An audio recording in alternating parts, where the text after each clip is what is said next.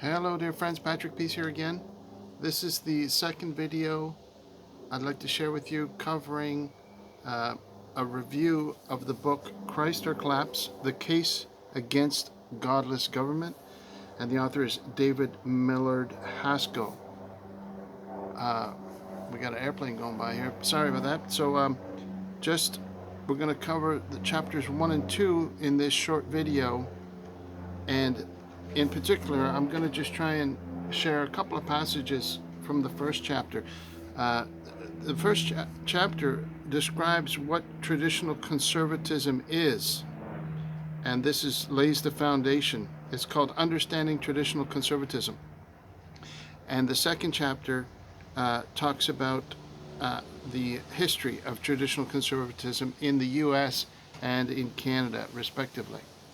So if we look at the chapter 1 called Understanding Traditional Conservatism, I'd like to share with you just a few passages. For example, on page 21, the author quotes C.S. Lewis, who said, "The right road, that moral path, is the values and customs of the Christian faith." You know, people are looking for the right road, and Christ told us to find the right road. And he makes this statement here at the beginning of page 22. One must believe the evidence that societies thrive. Societies thrive. They achieve peak individual freedom, social cohesion, and economic prosperity when they adhere to a Christian ethos. This is the premise of the book, and this is the premise that I've been trying to express for the past couple of years in my own personal life, in my videos that I've made about addressing atheist thought mostly. And so to see this in print, finally, it's like, you know, when the student is ready, the teacher will arrive. Well, this is perfect timing for me personally. I believe that this book is perfect timing in Canadian society as a whole. But I just find it remarkable that, for me personally, that this is such a perfect timing to receive this book at this time in my life. I'll just share a few other little snippets with you. He says here, through historical and empirical examples, traditional conservatives demonstrate to those who will listen that their political philosophy surpasses others in promoting societal well-being. It's on this evidentiary foundation that they present their argument for public consideration. So he's telling the reader, you know, traditional conservatism will lead to more individual freedom, more social cohesion, better economic prosperity. They'll result in better societal results, better societal well-being than other competing political philosophies or other belief systems. And then page 24, to continue on, he says, to champion Christianity is to champion traditional conservatism. They rise together. As Christianity grows, so does traditional conservatism. I've pointed out that you don't need to be a believer to adopt this political philosophy, yet when both heart and mind align, embracing it becomes more likely, and one's dedication to the cause grows far more passionate. So there you have it. And then what he does is he explains for the reader the core tenets of what traditional conservatism is. And he lists 9 specific areas.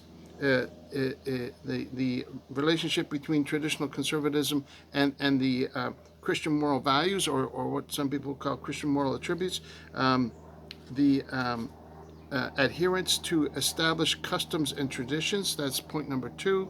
These are all the characteristics of traditional conservatism, so that you can understand what traditional conservatism is. Point number 3 is a obligation to ancestors and to descendants, the stewardship of what occurred before, of what you received from your ancestors, and then passing it on to the next generation, whether it's knowledge, inheritance, wealth, and so on, and social values. Acceptance of social hierarchies, point number 4. Point number 5, the idea of how the importance of nationalism comes in, and he discusses that in excellent details. Page 36, a super powerful page there. And he goes on to the other points. The importance of family, point number 6. The limited government, point number 7. So he also explains the difference between libertarianism and traditional conservatism, and how that difference is important. And point number 8, the support for personal freedom. Right? If I could just share this one point with you as well. Traditional conservatism doesn't equate liberty with unfettered freedom, but sees unfettered freedom as leading to slavery. At the individual level, uncontrolled freedoms lead to addiction, financial instability, criminal acts, relationship damage, social isolation, health issues, and failure to reach one's goals. At the level of society, to the extent that unfettered freedom creates masses of degenerate individuals with antisocial behavior, it creates dependent, dysfunctional, crime-ridden hellholes. Think of cities with a long history of radical progressive leadership. Multiply the dysfunction caused by unfettered freedom to the level of a nation, and you create the preconditions for tyrants to arise. A population, desperate for order to be restored, is willing to exchange its rights for an assurance of safety and civility. That's what we're seeing today, and that's, I believe, sometimes is the underlying motive when politicians want to stir up chaos or allow criminals to run rampant. There's, traditional conservatism isn't trying to get absolute, maximum, total freedom. There's responsibilities in it, and he explains those responsibilities in the 9 characteristics of traditional conservatism. And then lastly, the last point is about free markets. He talks about how free markets relate to the ideas of traditional conservatism. So the chapter 1 is excellent, and basically, traditional conservatism is the application of Christian norms and values to the governance of a nation. That's from page 51, the last page of the chapter. And so chapter 1 is a very powerful explanation, very accessible, very lucid, very clear explanation of what traditional conservatism is, how it may differ from other terms. He does a good explanation on explaining this term of post-liberalism and why that's really a nonsensical term in terms of how that term arose. And then we move on to chapter 2. And in chapter 2, I'm not going to read any quotes from it, but he does an excellent job of explaining the history of Christian influence in the American political system, through the Constitution, through the leaders who work together on the Constitution. And sometimes what people have done is they've cherry-picked certain statements from, people like Madison or Washington or Adams, or these early constitutional, the people that were there at the time when the U.S. Constitution was formed. And they say, oh yeah, they wanted to keep separation of church and state. But if you look at their day-to-day correspondence, their day-to-day, the way they led their citizens, they were promoting Christian values. There is no doubt that they were promoting traditional conservatism in the interpretation and in the application of the U.S. Constitution and the U.S. Bill of Rights, and so on.